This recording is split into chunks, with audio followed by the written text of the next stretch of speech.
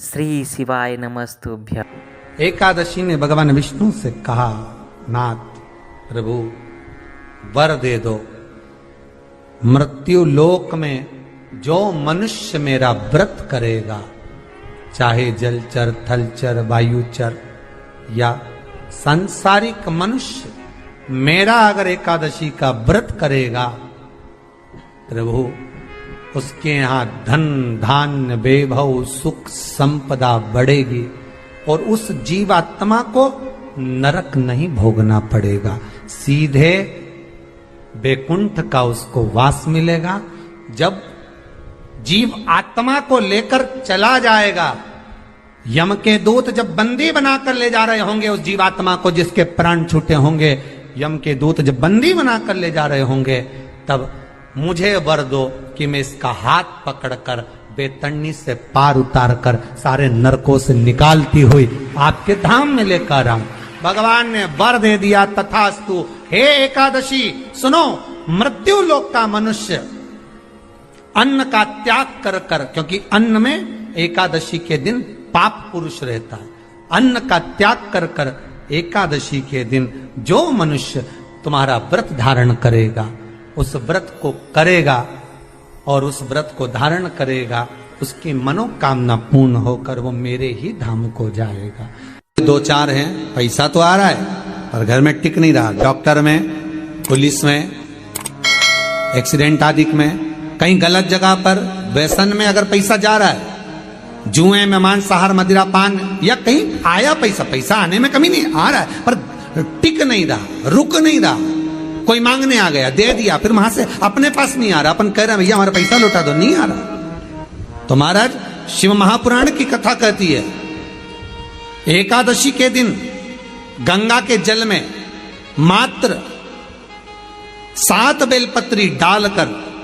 जो नंदीश्वर भगवान अर्थात जो शंकर जी के शिवलिंग के सामने नंदी होता है, उस नंदी के चरण पर गंगा का जल चढ़ाकर बेलपत्री शिव पर समर्पित कर देता है, उसके घर में रुपया रुकना चालू हो जाता है, फिर वो गलत जगह पर नहीं जाता, गलत स्थान पर वो धन जाएगा ही नहीं। तूने एकादशी और द्वादशी इन 3 तिथियों पर एक रोटी में थोड़ा सा मीठा रखकर सोमक पितृ का नाम लेकर यदि गाय को खिला दिया जाता है, तो अगर कोई पूर्वज प्रेत योनि में भी पड़ा हुआ होता है, भटक रहा होता है, जिसको पिंड नहीं मिला, जो अचानक मर गया होता है, अधोगति में चले गया होता है, उस जीव की मुक्ति दशमी, एकादशी और द्वादशी 3 दिन सोमक पितृ का नाम लेकर रोटी में पूड़ी में मीठा रखकर अगर गाय को खिला दिया जाता है ये 3 दिन तक, तो वो पितृ कभी भटकते नहीं है, उनको मुक्ति प्राप्त हो जाती है मोक्ष में। एकादशी के दिन जब आप जल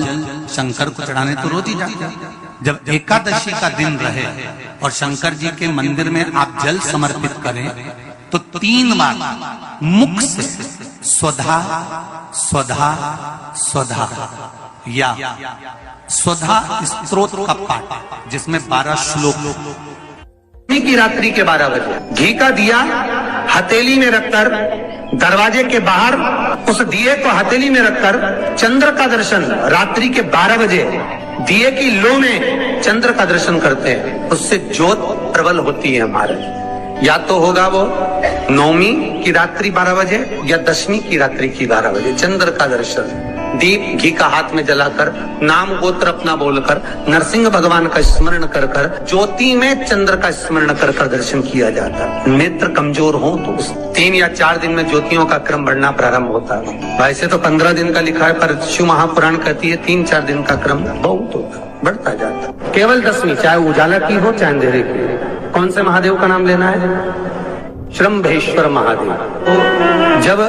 कोई व्यक्ति चिड़चिड़ करता है, क्रोध करता है, गुस्सा करता है, तो महाराज शंकर भगवान का श्रम्भेश्वर महादेव का नाम लेकर 31 बेलपत्र जिस व्यक्ति को क्रोध आता है उस व्यक्ति का स्मरण कर कर आखा चावल मतलब सेगे चावल के साथ एक एक बेलपत्र 31 बेलपत्र कर कर शिव जी के शिवलिंग पर समर्पित करी जाती है मात्र 10वीं की तिथि के लिए। केवल 10वीं, चाहे उजाला की हो चाहे अंधेरे की। कौन से महादेव का नाम लेना है? श्रम्भेश्वर महादेव, शिव जी का एक। छोटे छोटे बच्चे रहते हैं, कुछ कुछ बच्चों को माता जबरदस्ती के भोजन कराती है, खिलाती है, ठोकती मारती खिलाती है। कुछ कुछ बच्चे ऐसे रहते हैं वो कुछ खा ही नहीं पाते, मुख में दो और वॉमिटिंग कर देते हैं, उल्टी कर देते हैं। ऐसे बच्चों के लिए या जिस व्यक्ति को भोजन पचता नहीं और उदर में एसिडिटी रहती हो और जलन टाइप की होती हो, उसके लिए भी श्रम्भेश्वर महादेव का स्मरण है। सुंदर व्याख्यान वर्णन किया है। श्रम्भेश्वर महादेव के ठीक सामने अर्थात भगवान शंकर के किसी भी शिवलिंग के सामने एक तांबे के लोटे में जल रख लीजिए और जल के अंदर 3 बेलपत्र डाल दीजिए, एक पीपल का पत्ता डाल दीजिए, शमी के 11 पत्ते कलश को छुआकर शंकर भगवान के शिवलिंग पर श्रम्भेश्वर महादेव के नाम से चढ़ा दीजिए। उस जल को उठाकर ले आइए, एक रात्रि तक घर के अंदर रखना है। उस जल को श्रम्भेश्वर महादेव का नाम लेकर जिस व्यक्ति को एसिडिटी होती हो या उधर खराब रहता हो या भोजन नहीं पचता हो या पेट से जुड़ी हुई प्रॉब्लम हो या बच्चों को भोजन कराते हैं और वो वोमिटिंग कर देते हो, ऐसे बच्चे को या भोजन नहीं भा रहा हो ऐसे व्यक्ति को उस जल को सवेरे दोपहर शाम 3 बार श्रम्भेश्वर महादेव का नाम लेकर आचमन कराना प्रारंभ कर दो, पिलाना चालू कर दीजिए। 3 या 4 दिन पिलाओगे, अपने आप उदर में भी आनंद रहेगा, बच्चा भोजन करना भी प्रारंभ कर